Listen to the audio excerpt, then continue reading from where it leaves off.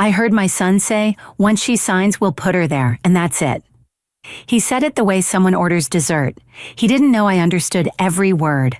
The restaurant glowed that night, soft light reflecting off polished wine glasses, a saxophone humming somewhere in the background. To everyone else, it was a perfect Friday evening in Austin.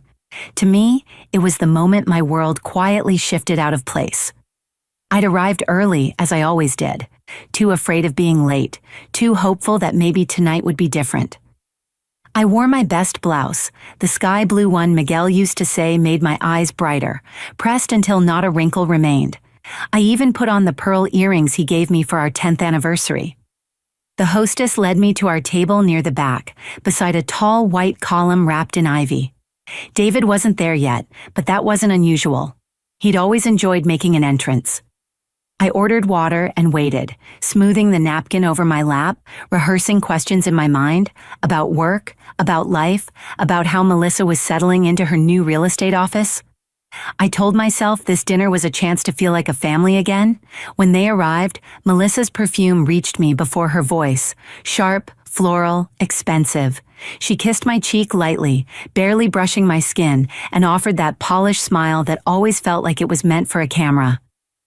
"Rhonda, you look lovely," she said, already scanning the wine list. David hugged me quickly, distracted, his phone still in his hand. "We didn't keep you waiting too long, did we?" he asked, without really listening. I wanted to say, "I've been waiting for years." Instead, I smiled. As the server poured wine, David leaned closer to Melissa, lowering his voice. I caught a few words in English, then the shift to Spanish, slow and deliberate, the kind learned later in life. "Después de que firme, la metemos en ese lugar," he said easily. "Ya está." I froze. They assumed I wouldn't understand. My family had always spoken English, but I'd been fluent in Spanish since nursing school, long before David was born. I stayed perfectly still, my heart pounding, my fingers tightening around the napkin in my lap. Once she signs, we'll put her there. That's it. Melissa followed, her voice sweet but edged. "She's stubborn, David. You'll have to push her a little. She gets emotional. You know how she is." My fork tapped softly against the plate, and I prayed they hadn't heard it. I couldn't lift my eyes. The words sank into me like cold water, heavy, deliberate, undeniable. My son laughed. "She trusts me. She'll sign." I could hear the smile in his voice. That laugh, once my favorite sound, scraped against something raw inside me. Melissa swirled her wine. "The place your cousin mentioned has openings next month. It's nice enough, and she won't need the house once she's there. Someone should make use of it." My house, the one Miguel and I built board by board 40 years ago in Alamo Heights. The one I repainted myself after he died, climbing ladders until my wrists ached. That house wasn't just walls. It was memory, work, a lifetime of keeping promises. They spoke about it like a used car. The server returned, cheerful, asking about appetizers. I nodded automatically, my throat too tight to speak. I barely registered what was ordered. I stared at the candle flame, watching it tremble. The restaurant felt far away, the nearby laughter, the clink of cutlery, even the music fading into background noise. David scrolled through his phone. Melissa admired her manicure. They looked comfortable, unbothered, as if betrayal were just another task to complete.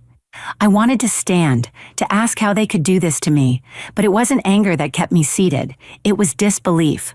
I'd worked double shifts through my 30s so he could attend private school. I sold Miguel's old truck to help with his first down payment. I sent money when his business began to fail. Every sacrifice suddenly rearranged itself into something small. Foolish. I wasn't just heartbroken, I was humiliated. Melissa leaned in again. "Just get her to sign the transfer papers. Tell her it's for tax reasons. She always believes you." Always. That word cut deepest.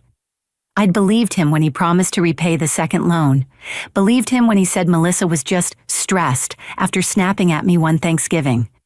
Believed him every time he said we'd spend more time together. The air felt thick. Perfume, roasted garlic from the kitchen, citrus from my untouched water, bitterness rising at the back of my throat. I didn't stay to hear more. Slowly, quietly, I pushed my chair back. I kept my eyes lowered as I passed their table, close enough to hear David laugh again. My legs trembled, but I didn't let it show. The smile on my face was small, steady, practiced.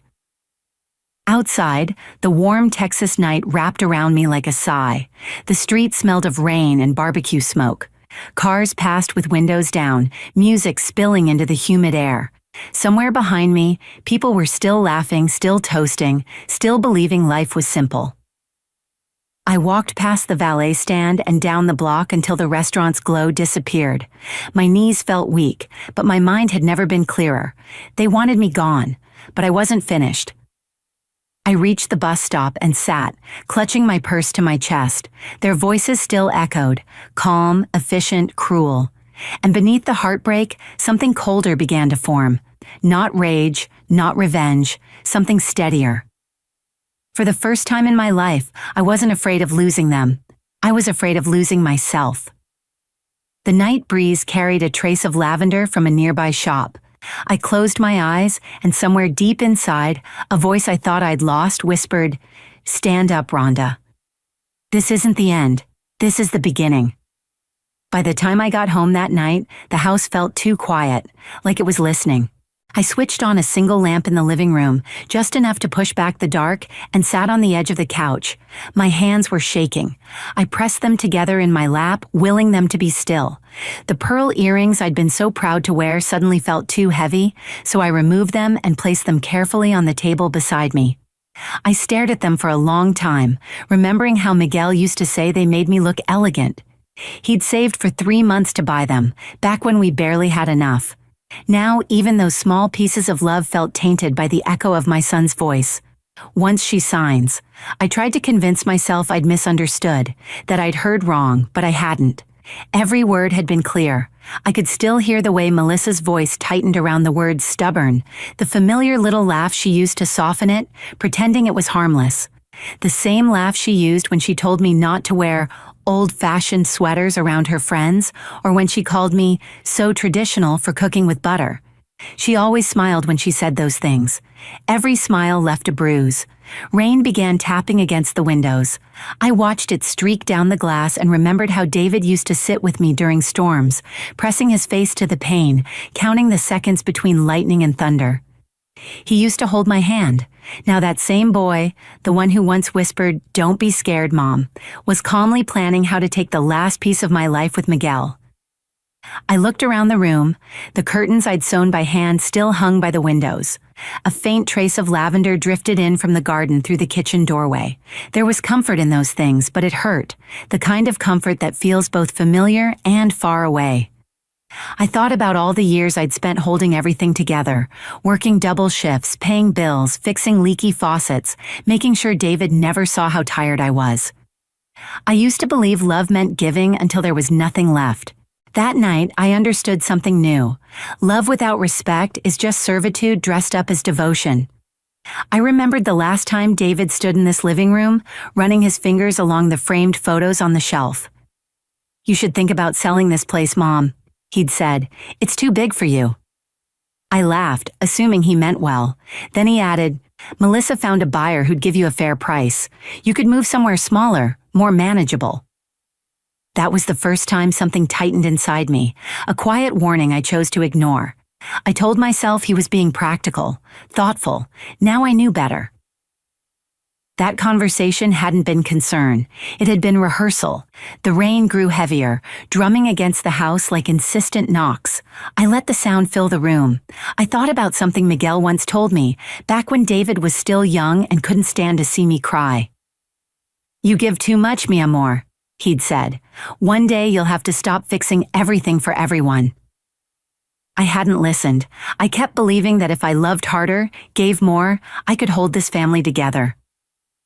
Sitting there in the quiet, I finally understood. I wasn't holding anything together. I was holding on alone.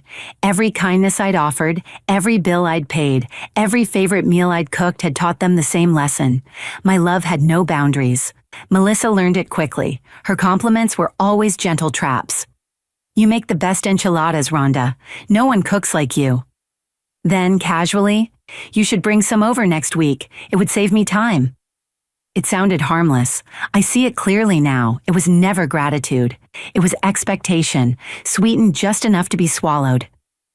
The resentment crept in quietly, not sharp, not loud, but steady, like water seeping through a crack. I thought of all the moments I'd stood at the edges of my own life while they took center stage. I was the one who sent money when David's car broke down, who watched their dog while they traveled, who answered the phone whenever they needed something, and found silence when I needed company. I excused every slight because they were family. That word felt hollow now. The storm eased, leaving only the soft drip from the eaves. I stood and walked to the window. The reflection staring back at me wasn't the woman I used to see. My hair was grayer, my eyes smaller from years of squinting against disappointment. But something else was there too. Clarity. I wasn't crying. I wasn't begging the world to make them love me again. I was finished pretending this pain was normal. I reached up and drew the curtains closed, the same ones I used to pull open to welcome sunlight when David came to visit. I didn't need the light anymore to see the truth. They didn't see me, but I saw them, clearly, completely, and for the first time, that truth didn't frighten me. It steadied me. I didn't know what I would do next, but I knew this much. I would not let them write the ending of my story. The rain started again that night, soft at first, then steady, a rhythm that filled the empty spaces of the house. I sat at the kitchen table with a cup of chamomile tea, the same brand I used to buy from Miguel when his back pain kept him awake. The clock ticked above the sink, loud in the silence, as I stared at the notepad in front of me. The page stayed blank for a long time.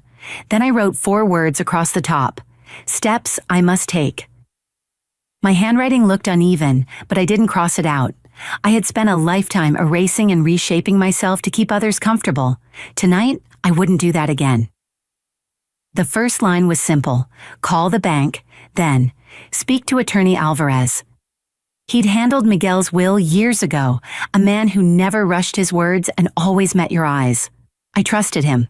Next, review the deed, and finally, underline twice.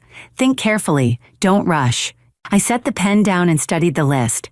It didn't look like revenge, it looked like survival. I sipped my tea and thought about how many times David had told me not to worry, and how often I'd believed him. He had a certain tone, warm and reassuring, the kind that made people lower their guard. He used it when he convinced me to open joint accounts, saying it was just for convenience. He used it when he promised, "Mom, I'll take care of everything." That sentence used to comfort me. Now it made my stomach tighten. He hadn't meant care, he'd meant control. The next morning I woke before sunrise. The house smelled faintly of rain and yesterday's coffee. I sat on the porch, letting the cool air brush my skin as the sky shifted from deep blue to soft gold. The quiet felt earned. I thought of Miguel, how he used to leave notes on the fridge when he worked night shifts. Don't forget to eat, mi amor. Don't forget to rest. I used to keep them in a box in my dresser drawer. After he died, I stopped reading them. They hurt too much. That morning, I opened the drawer and found one still tucked into the corner. The paper had yellowed, but his handwriting was steady. Be strong when you need to be, and kind when you can. For the first time in years, I let myself cry. Not loudly, not in anger. Just quiet tears from somewhere deep. I folded the note and slipped it into my purse. I would need his strength for what came next. By 8 o'clock, I was at the bank. The teller, a young woman named Ashley, smiled and asked how she could help. I told her I needed to review my accounts. My hands didn't shake. As she pulled up my file, David's name appeared on the screen, linked, authorized, trusted. My jaw tightened. I remembered the day he asked me to add him, saying it would make things easier when bills came in. He'd smiled. I hadn't read the fine print. I almost smiled now at my own blindness. Almost. Foolishness ends the moment you stop repeating it. I signed the paperwork to remove his name. Then I transferred my savings, $28,600, into an account under my name alone. It wasn't a fortune, but it was mine. My small pension would cover the rest. Ashley hesitated when she handed me the documents. "Are you sure, ma'am?" "I'm sure," I said, my voice steady. From there, I drove downtown to Attorney Alvarez's office. He was older now, his hair grayer, but his eyes were the same. Patient, direct. I told him everything. He didn't interrupt. When I finished, he leaned back and said, "Mrs. Garcia, you've already done the hardest part. You've opened your eyes." Together, we rewrote my will. I left everything to a local church charity and a scholarship fund for nursing students. David and Melissa's names were removed entirely. When I stepped outside, the light felt different, brighter almost, like walking into sunlight after being indoors too long. For years, I'd been so afraid of disappointing my son that I forgot how to protect myself. Now, I finally was. At home, my phone was full of missed calls. David's name again and again. I didn't answer. Later, a message came through. "Mom, hey, just checking in. Melissa wants to stop by tomorrow to talk about the paperwork. Don't stress, okay? We'll handle it." The same casual confidence, the same voice he'd used as a child when he broke something and tried to soften it with a smile. I could almost hear Melissa prompting him from the background. I could have called him then. I could have confronted him, cried, demanded explanations, but I didn't. I chose silence for my own sake. Because love, even when betrayed, doesn't always shout. Sometimes it simply stops giving. That night, as the rain began again, I lit a candle on the table. Its flame was small but steady. I opened the window and let the cool air drift in. The house was quiet, but it no longer felt lonely. It felt mine. I knew consequences would come, the anger, the confusion, the accusations. But for the first time, I wasn't afraid of tomorrow. I was ready. I folded Miguel's note once more, pressed it to my chest, and whispered, "I did it, love. I finally learned." The candle flickered, then steadied. And in that moment, I understood something with absolute clarity. What they planned to take from me was never my house. It was my dignity, and that I would never sign away. 3 days passed before the storm truly hit. That morning, sunlight cut through the curtains, sharp and golden, making the house feel far too calm for what was coming. I was in the kitchen pouring coffee when my phone began to buzz across the counter. David's name flashed again and again until I finally turned the phone face down. I wasn't ready to hear his voice. Not yet. The quiet that followed felt almost peaceful. But peace never lasts long when people like my son start losing control. By mid-morning, the messages began. The first was brief. "Mom, what's going on with the accounts?" I tried to use the card, and it declined. Then another. "Did the bank make a mistake?" I didn't respond. I folded laundry instead, letting the steady rhythm calm my thoughts. A few minutes later, another message appeared. "Mom, we need to talk. This is serious." I could hear the edge in his voice, the familiar tightening that came when things didn't go his way. By noon, the tone shifted. "You're ruining everything."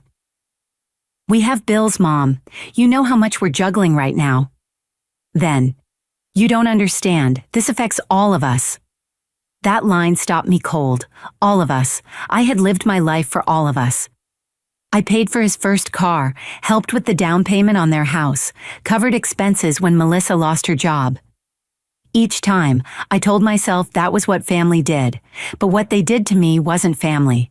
It was business disguised as love. The phone rang again, louder this time, vibrating against the counter like it shared his anger. I picked it up, stared at his name, then let it go to voicemail. Moments later, I listened. "Mom," he said, sharp but trying to sound reasonable. "I don't know what's gotten into you. We were just trying to help. Melissa's really upset. You can't just freeze things like that. It's irresponsible." He paused, then softened his voice. "I know you're emotional, but we'll figure it out. Just call me back, okay?" Emotional. That word burned more than anything else. It was the same one he'd used when I cried at Miguel's funeral. The same one Melissa used whenever she didn't want to hear my opinion. Emotional meant dismissed. Emotional meant foolish. I set the phone down, and this time the hurt hardened into something else. In the afternoon, there was a knock at the door. Hard, urgent. I knew who it was before I reached the hallway. David paced on the porch, his shirt untucked, frustration written across his face. I stayed silent. He knocked again, louder. "Mom, open the door. We need to talk." Down the street, Melissa sat in the car with her arms crossed, sunglasses on. She didn't even glance at the house. That small indifference cut deeper than his knocking ever could. "You can't shut us out like this," he shouted. "We're your family." I leaned against the wall, my heartbeat steady. His words echoed through the house, hollow now. "We're your family." If that were true, they wouldn't have plotted against me in that restaurant. They wouldn't have treated my life like paperwork waiting to be signed. He knocked one last time, his voice softening. "Please, Mom, don't make this worse." Make this worse. I pressed my palm to the wall and whispered to the quiet, "You already did." Eventually, the car door slammed, the engine started. I watched through the curtain as they drove away. My hands didn't shake, my heart didn't race. I expected to feel triumphant, but what settled over me instead was sadness, the kind that comes when you realize love alone can't make someone decent. That evening, my phone lit up again. This time, it was Melissa. "We know what you did." Then, "You can't just cut us out after everything we've done for you?" I stared at the screen. Everything they'd done for me. I thought of the dinners I paid for, the trips I funded, the countless times I said yes when I should have said no. They had taken so much they genuinely believed generosity had come from them. I set the phone aside and went to the window. The sun was sinking over the hill country, the sky deepening into shades of orange and rust. The world was still beautiful, untouched by their anger. In that moment, I understood something clearly. Silence could be louder than shouting. Silence was strength. It didn't argue. It didn't explain. It simply stood its ground. For years, I had answered every call, fixed every crisis, smoothed every outburst. That woman would have opened the door. She would have apologized without knowing what for. But she was gone. This stillness inside me wasn't weakness. It was resolve. As night fell, I turned off my phone and sat on the porch, a blanket wrapped around my shoulders. The air smelled of cedar and rain, heavy with memory. Somewhere in the distance, a coyote called, long and low, reminding me that solitude didn't mean emptiness. They would rage, they would twist the story, they would blame me. But I didn't owe them explanations anymore. For the first time in my life, I was free to protect my peace, even if it meant losing my family. And sitting beneath that wide Texas sky, I understood something at last. I hadn't lost anything worth keeping. The next morning began like any other. Coffee brewing, sunlight creeping across the floor, birds arguing in the trees outside, but something inside me had shifted for good. My phone sat silent on the counter for a while, and for a brief moment, I believed it might be over. Then the first text appeared. "Mom, we need to talk. Melissa and I feel terrible. Let's fix this." I stared at the screen until it went dark. There was no apology, only strategy dressed up as concern. That had always been David's way. Even as a child, he learned that saying the right words could smooth over almost anything. He never learned what it meant to mean them. I poured my coffee, opened the back door, and let the Texas air drift inside.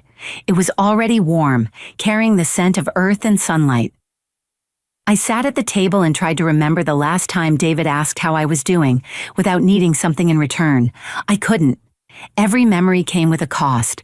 Time, money, patience, trust. I loved him, but I no longer recognized the man he'd become. Later that morning, I checked my email.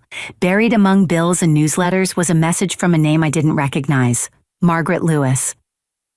"Mrs. Garcia," it began, "I don't know if you remember me, but you cared for my mother years ago at the hospital in San Antonio. She passed away last spring, but she spoke of you often. She said you made her feel human when everyone else treated her like a task." I stopped reading and wiped my eyes. The words blurred. Someone had remembered kindness I had almost forgotten myself. I finished the message. Margaret wrote that she'd found my old card among her mother's belongings and wanted to say thank you. "You made a difference and I wanted you to know." I sat there for a long time, holding that truth close. What I had given had mattered, just not to the people who demanded it most. My worth didn't depend on their gratitude. I had spent too many years chasing it, waiting for acknowledgement that was never coming. By noon, more messages arrived, this time from Melissa.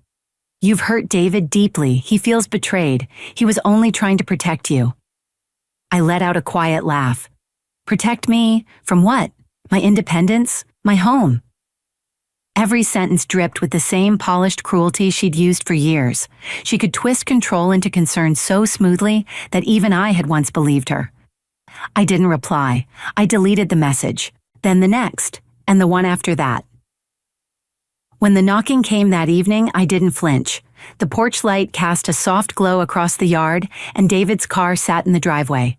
He stood at the door for a long moment before speaking through the wood. "Mom, please, just talk to me." His voice wasn't angry now. It was tired, almost pleading. For a moment, my hand hovered near the lock. Hearing him say Mom still did something to my heart.